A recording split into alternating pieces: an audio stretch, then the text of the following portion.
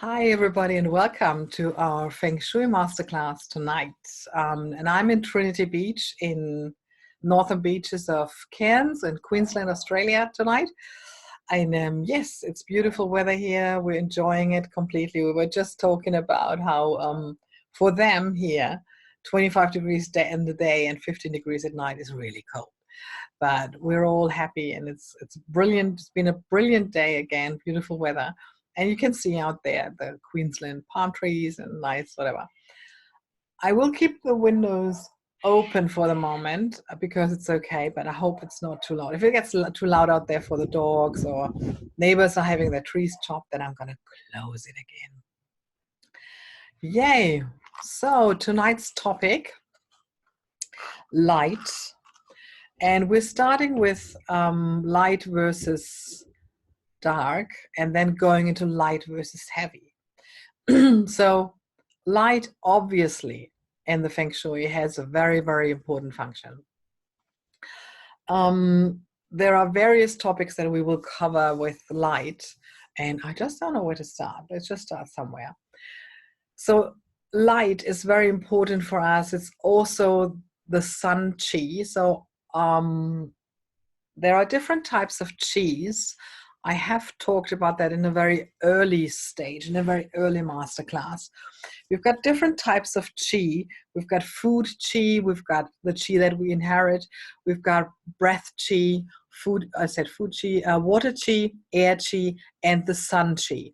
The sun qi is more or less where the light comes from. So you've been given a certain portion of qi from birth. So theoretically, the qi that you've been given, that you inherited from your parents and your grandparents, will determine how long you live theoretically.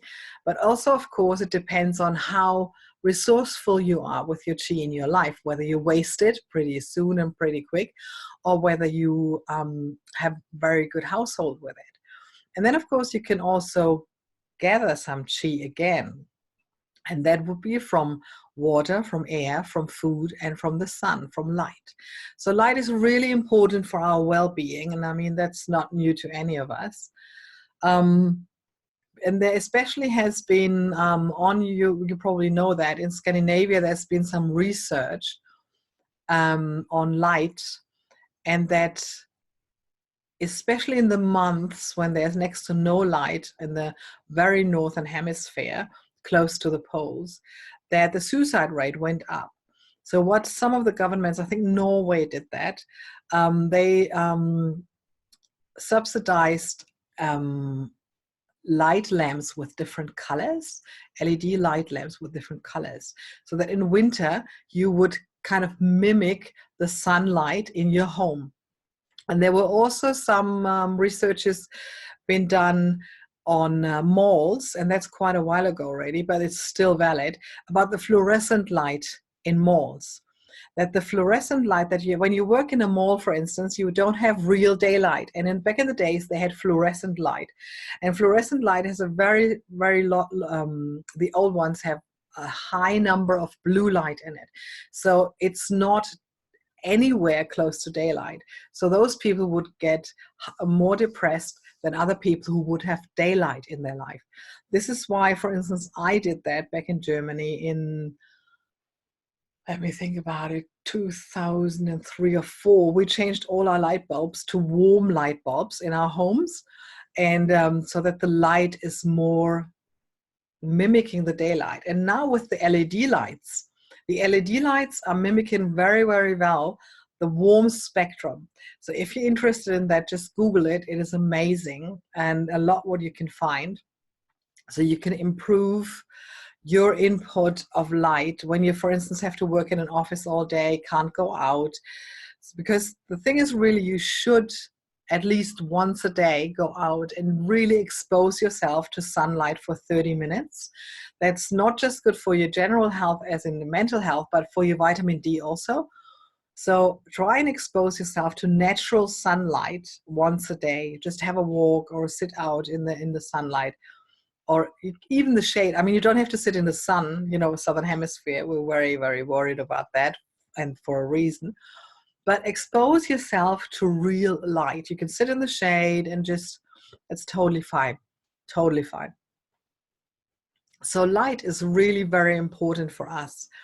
And the reason why I chose the topic today is mainly because here in Queensland, again, it surprises me every time we're here. It's the third time now.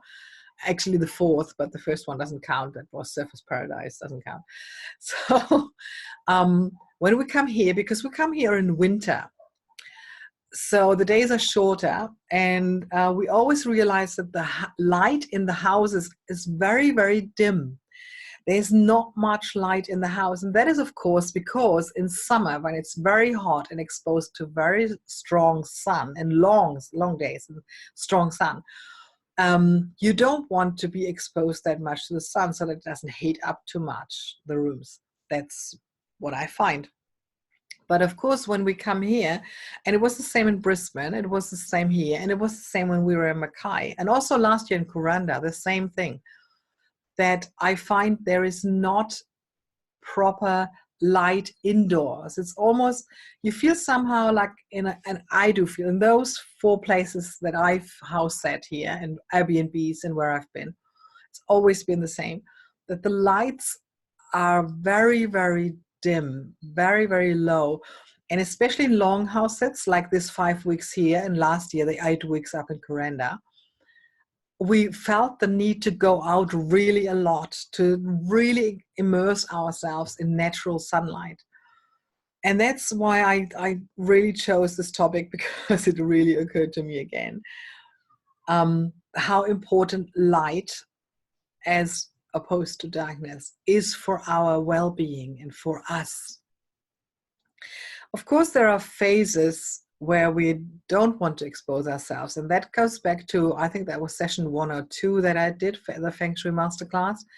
If you don't have access to that, if you missed that, flick me an email, I can give you the link.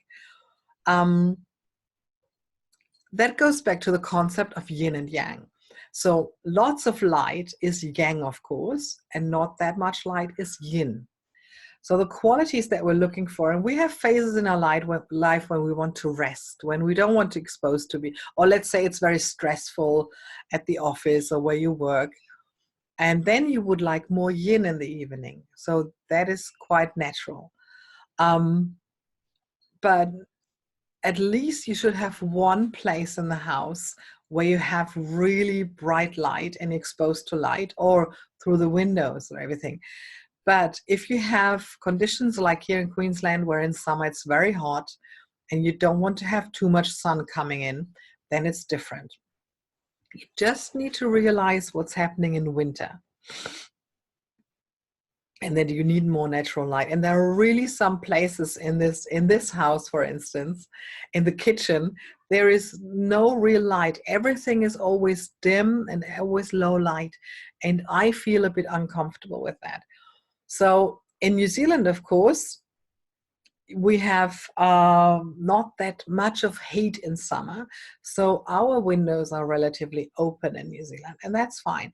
But if you compare, and it's probably similar here in Australia, what I've observed so far, the newer the houses, the more young, the more exposed, the bigger the windows from the ceiling to the floor and all these things. And the older houses, the windows are smaller. So we didn't feel the need back then to expose ourselves that much.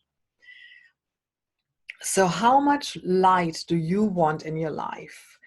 And the best is, as always, is a mixture. You will have areas in your house where it's mostly the living room probably, where it's really light and sunny and it's directed towards the north, where the sun is, and you want that light to come in because that's nourishing you. This is really filling up your air chi and your sun chi. And then the living room, of course, the bedroom, of course, you would have on the other side, because that's where you're sleeping. The bedroom you would have to want, ideally from the books, facing the east where the sun rises. But I know some people who like it facing west where the sun sets. that is of course to the personal liking, but according to the books, is with the sunrise. That's where you want your bedroom. And the bathroom and toilet, that's where the light is not that important, because you normally are not very long in there.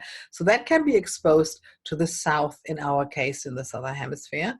It's the other way around in the northern hemisphere, because you're not that long in there. So light is not that important. So as I said in the chapter, if you remember, the one about the main entrance, where the light enters, that's also where the chi enters. So there are certain areas you want to have lighter than others, and that will be your entrance. You don't want any darkness around your entrance, because then you can see who's coming and who's coming towards you, and they also feel light and feel drawn into your place.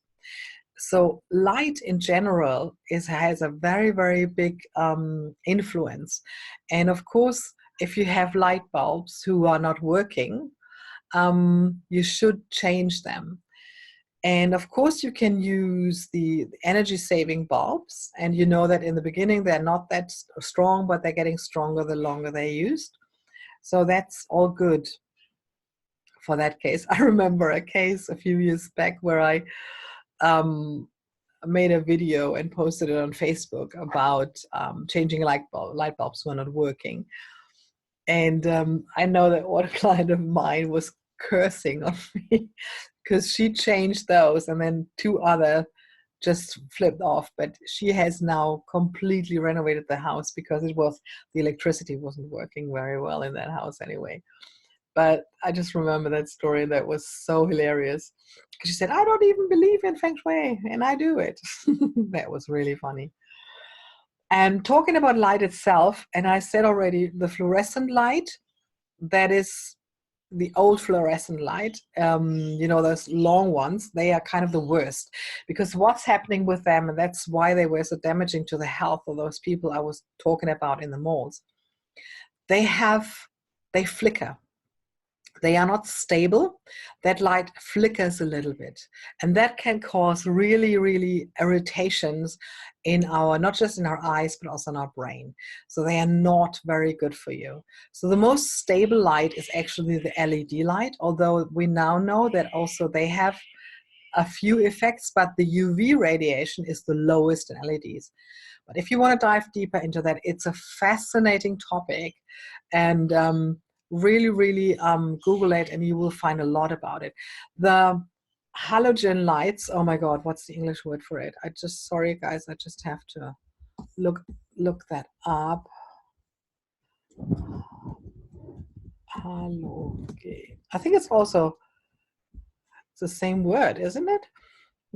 Yes, it's the same word. Hey, cool.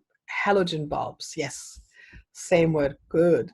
So the halogen bulbs have one problem in them, and that is that they have a vibration in itself. They are on strings, the old ones, and those strings generate a magnetic field and have a vibrancy. There's always a zzz in the air if you really listen to it, and it's not really good. And I had one case in Germany, which was a massage practice, and they changed their whole lights in their practice to halogen. And interestingly, I was walking in, and I was a client of that practice for a long time, lying on my table, and the guy would come in, my friend, and I was just looking up, was thinking, you're not serious about it, are you? It was right above the navel, so it was kind of energetically also cutting the client in half, and you could hear this all the time. And I said, Udo, what did you do? Yeah, the owners wanted it, blah, blah, blah. I said, Udo, and he said, yeah. And he changed it just in his room, and the effect was really, really palpable. The other ones were losing clients. And so it's a fascinating, if you think about going into like business Feng Shui or anything like that, or interior design, doesn't need to be Feng Shui, interior design, it's a fascinating topic, because these are those small things that make a huge difference. So in your home, think about right now, How is the lighting in your home? Are you okay with it? Would you like to change something? Beautiful light is an indirect light in the living room, for instance. In your office, you want daylight as much as possible. And if you're working later and you have a little lamp on your desk, make sure that the bulb that's in there doesn't have too much blue light. Of course, you don't need a daylight mimicking bulb in your office desk lamp for the night. No, you shouldn't do that. But you really look that there's as low blue light as possible, also in your living room. Reason for that is blue light keeps you awake. And that would, of course, you could argue, well, in the office, I want to be awake. You could, but then have a switch to really switch off the blue light. That's possible. E-readers, for instance, there are e-readers who have a certain function that filters out the blue light, so you can read at night in bed and it doesn't wake you up too much. That's why it's not good to have your cell phone there are many reasons to not have the cell phone in your bedroom, but one of them is if you're reading on the cell phone that has a lot of blue light, so it will keep you awake and awake and awake. And I also have in my laptop a function that I activated that it knows where I am. Of course, my laptop knows where I am, the IP address. And then when the sun sets at that time, my whole screen changes to a very more dim light with less blue light. So because the blue light keeps you awake and the less blue light is in there, the more you get naturally tired as it is supposed to be in the day. But if you have blue light on your screen and you keep on working in the night, you will be awake half of the night. It's harder for you to go to sleep. So light is a very interesting topic for your well-being. And my idea was to just give you a little idea about what is possible with light and where your restlessness in your office or in your bedroom or in the living room could come from. Or where, if you're feeling too much yin, like back in the days when I had way too much yin in my living room during the phase within the depression, I had millions of cushions. I had just indirect lighting. All the windows were covered in plants so that not that much natural daylight would come in. And my Feng Shui teacher came into my room and she was just like, okay, I know what's going on. She knew it instantly. It was really, and then she just told me about rah, rah, rah. And I changed that gradually, not from, there's a reason why I wanted that much yin. My soul wanted rest and yin. So there was a reason why I had so much yin where I lived. So you can't just change it from yin to yang within one day. That doesn't work. But gradually reducing the yin and gradually introducing the yang again when you have one of these really extreme situations. So the second part, I would like to talk about light versus heavy. And that has to do with the Feng Shui also. If you look at furniture, it's really interesting. When you look, the furniture in Australia and in New Zealand especially in Australia, is a lot lighter as it would be in a European older country place, Germany, France, and England, because those are the countries where I know where I've worked, have really heavy furniture, bulky, big, heavy furniture. And this has to do with security, the wish for security. You know, I know people who even have their furniture screwed to the wall. We do that in Germany. I mean, old people do that in Germany. And I'm not talking about when IKEA says you should with one. No, I'm talking really built-in furniture, shelves and whole walls with built-in furniture. And I didn't come across that much here. With the house sitting, of course, I came across one or two. with immigrants who came from Switzerland, for instance, and brought in their bulky furniture. It's amazing. It gave me a feeling of like, oh, my grandparents, because they had this. You're nodding on it. Were you too? It's really in this old heavy furniture, because you wouldn't move that much back in the days. Beginning last century, you lived there and you died there. You didn't move that much. We are moving around, so we need light furniture. So what light furniture means that you're more flexible. It also means that it's not that much of a commitment. You can move it around whenever you want. The heavy furniture is also a mindset of, I place it there and this is where it will stay. So if you know people who have lots of heavy furniture, they are probably not that much willing to change. So when you come into a place and you see that, you will know that the mindset is different as if you come to a place that's full of IKEA or just light furniture. So this is also a sign, again, yin and yang. But it's a lot about security. It's a lot about flexibility. It's a lot about commitment or non-commitment. So everything that's very heavy is very often a need for security and safety. And everything that is light, and it's just going to the energy, light, fluffy, airy, fairy, has a totally different energy to it. And this is why when I see in children's rooms, in kids' rooms, heavy furniture, I think, oh my gosh, I can see and feel what's coming up. So it's really interesting, those dynamics. And I want you to become more and more sensible towards those dynamics. And also how you have it in your life. I mean, we probably all have minimum one piece. I can think of, I actually have 3 pieces that are probably heavy. One of them is my Tuscany dining table, which of course is in the storage now and just living there. But we have, in some spaces, we want that heaviness, that groundedness, that security and safety. Have a corner with it, have half of a room with it. That's absolutely beautiful. But if this is the theme through the whole house, then you just know that there is an attitude of I want safety, I want security, and change is not my thing. And on the other way around, you have a fluffy, light, with not that much furniture. That's where we come across a lot in Airbnbs, of course. Light furniture, because it's changeable. It's easy to change, and of course it's also a sign of it's easy to throw away.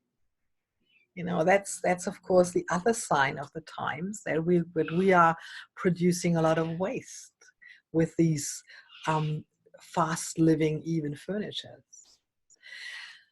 So I want you to feel into your place and just realize how much of safety do you need. And that's, everybody's different. Everybody's, not one thing fits all. That doesn't work. Just you in your room or in your house, feel into it. Does it feel heavy? Does it feel light? If it feels heavy, do you want it lighter? If it feels light, do you want a little bit more heaviness? Then maybe choose one or the other piece that you can add to it. And I mean, as in heaviness, it can be just a sculpture. It can be a picture that embodies heaviness. It can be, I don't know, an elephant, for instance, I don't know, that represents the safety and security that you want, because we all need safety and security. We all want that. It's one of our basic needs. And we don't need Maslow to tell us that. So find and feel into your place. And I want you to just become more and more sensitive about that. How does your place feel?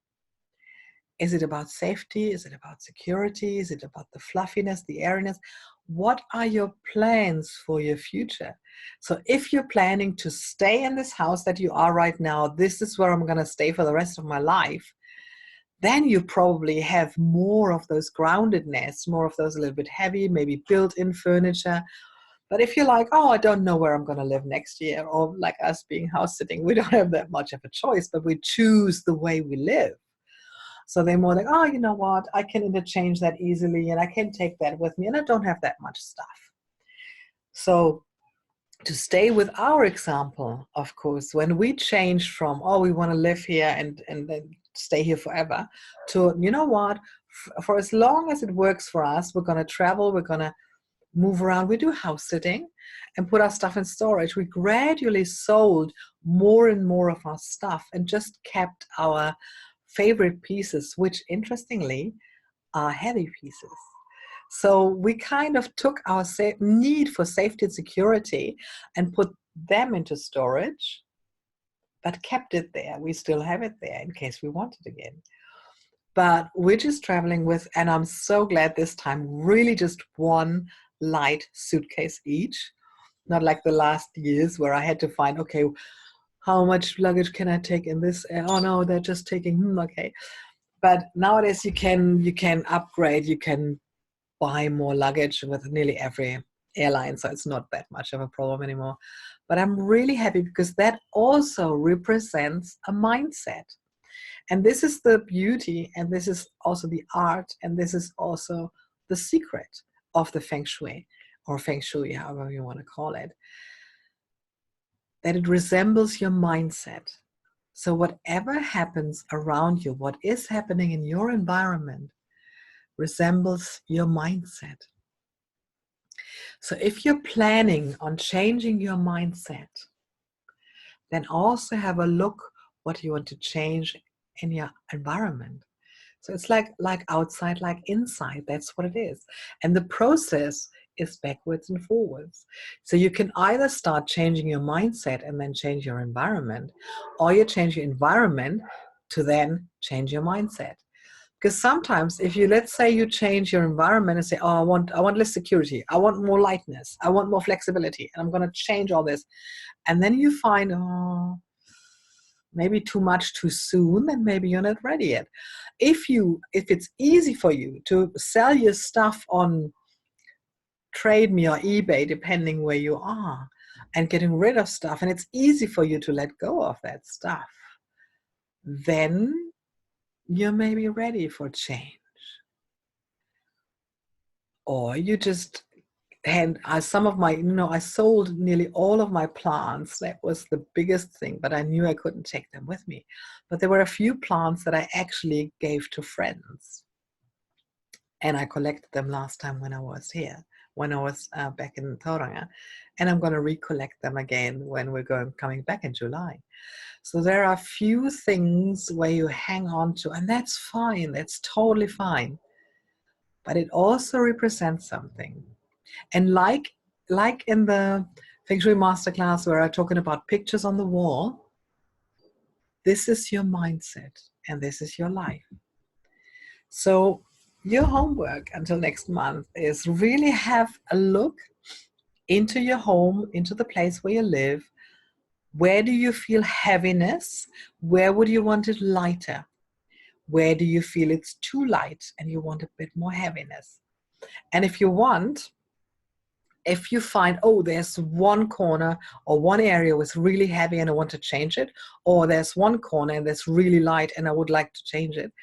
If you want, it's an offer, send me your floor plan and send me the area that you think is too heavy or too light and you want to change it. And I will tell you what it means. I dare you. I will tell you what it means and how you can change it and how it resembles, what it resembles, sorry.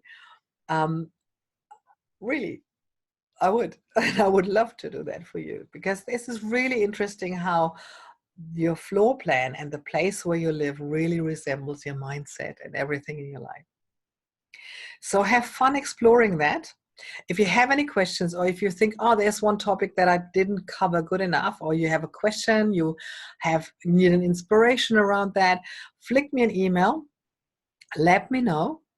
And yes, that's me so far with the topic light. And for those who are live here, I'm going to stop the recording.